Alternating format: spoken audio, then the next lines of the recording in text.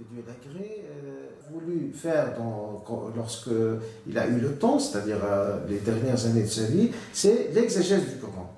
Il m'a dit que la dernière fois où on s'est rencontrés, lorsque j'étais en voyage, il est venu me voir, il m'a dit que si Dieu me donne encore de la vie, je vais refaire ce que fait Marhoum Ben Achour, parce que personne de nos jours ne réussit à le comprendre.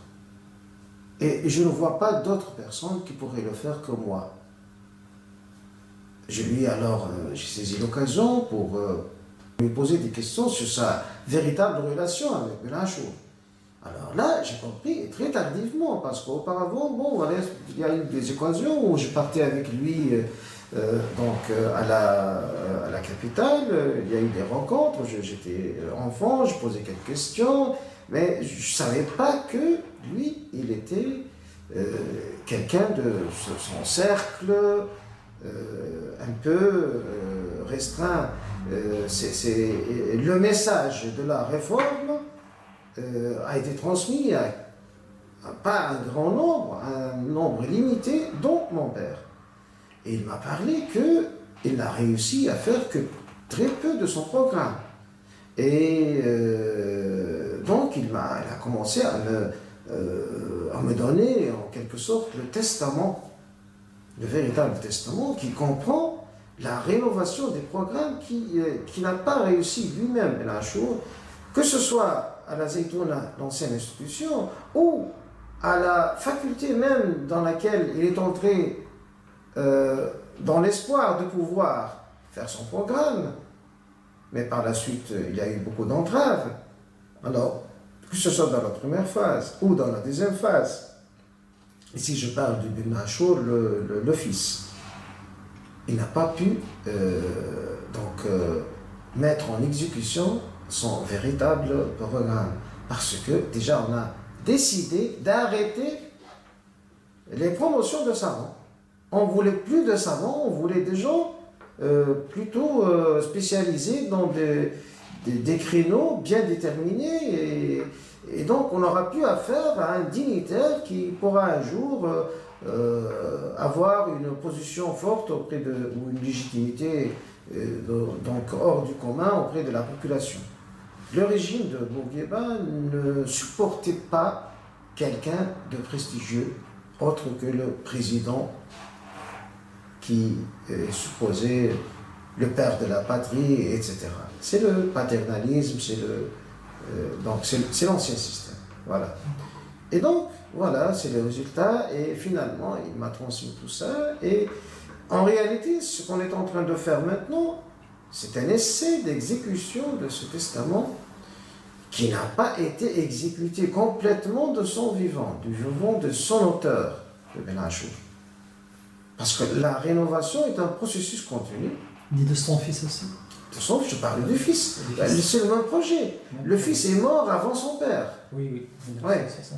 Il est décédé en 70, alors que le père est décédé en 73. Et donc, c'est le même projet. Le père et le théoricien, il a commencé à faire la première phase de la réforme, il a fait la Khayr-Dounia, il a fait tout ça, ce dont j'ai parlé, et par la suite, il reste la deuxième phase de la réforme, c'est-à-dire l'introduction des résultats des révisions qu'il voulait faire. Par exemple, il y a eu une tendance dans l'enseignement de la Zaytouna au cours du dernier siècle, surtout après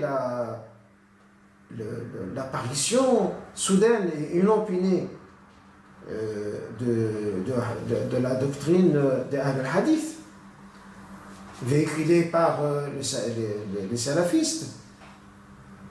Il y a eu cette tendance à prêter beaucoup plus d'importance au hadith que ne le permet la doctrine médinoise malikite, qui était le choix officiel, le choix méthodologique officiel de la Zaytouna. Et donc, ça a besoin d'une révision. Et il a commencé à faire cette révision de l'Achour en écrivant son tafsir.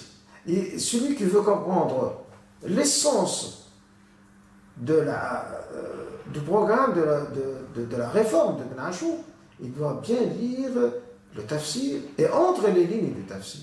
Et là, je reviens au dernier vœu de mon père qui voulait écrire ce tafsir de façon qu'il soit accessible. Il m'avait dit, quitte à faire de ces 30 volumes, 300 volumes. Parce que réellement, si on veut expliquer, chaque page pourrait facilement être rédigée en une dizaine. Il y a plein de règles de la langue arabe, de grammaire, de balagha, de tout. Chaque fois qu'il fait des allusions, des télégrammes, hein, il envoie des télégrammes. Et alors, déchiffrer ce télégramme, ça nécessite des pages.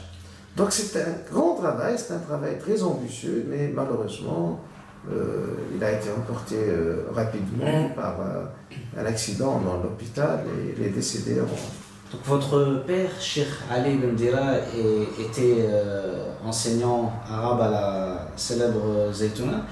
Est-ce que vous avez des anecdotes concernant son exigence de la langue arabe dans la vie de tous les jours? Oui, bien sûr, j'en ai plusieurs parce que il me vient dans l'esprit que chaque fois qu'on regarde ensemble, par exemple, le journal télévisé, ça se transforme en un cours de grammaire ou en cours de conjugaison des fois, parce que toujours les journalistes, ils se trompent. Et des fois même les politiques, quand ils lisent, ils se trompent même en lisant un texte écrit. Donc il y a toujours là mon père qui s'indigne de ça et qui corrige. Et donc cette exigence-là, elle est toujours visible. Bien sûr, nous, quand on lit devant lui, on n'a pas le droit d'erreur. Et je me rappelle bien, j'avais peut-être 8 ans, j'ai essayé de faire mon premier poème. J'ai fait une erreur de grammaire. C'était une dizaine de vers, pas plus, mais j'ai fait une erreur de grammaire, peut-être au deuxième bait, au deuxième vers ou au troisième vers. On m'a dit, arrête, fais plus de la poésie. Vous avez tu dois d'abord lire pour Ajroumia et pour donner tout le cursus. Alors que je me rappelle plus, j'étais peut-être de 8 à 10 ans, pas plus que 10 ans de toute façon, hein, de 8 à 10 ans. Écrire un poème à 10 ans, il faut le faire quand même. Parce que bon, moi, j'avais l'aptitude artistique, hein, c'est-à-dire je peux toujours faire des vers qui riment et tout ça, mais lui, il ne tolère pas que ce soit à l'intérieur que la moindre erreur. Alors, malheureusement, il a vécu pour voir plusieurs grands poètes, grands entre guillemets, dont les poèmes très célèbres regorgent d'erreurs. C'est devenu presque quelque chose de banal d'avoir des erreurs de toutes sortes dans les poésies. Et c'est un peu malheureux, mais j'ai vécu avec ce perfectionnisme en ce qui concerne la langue arabe. C'était quelque chose de vécu. Et ça m'a aidé beaucoup pour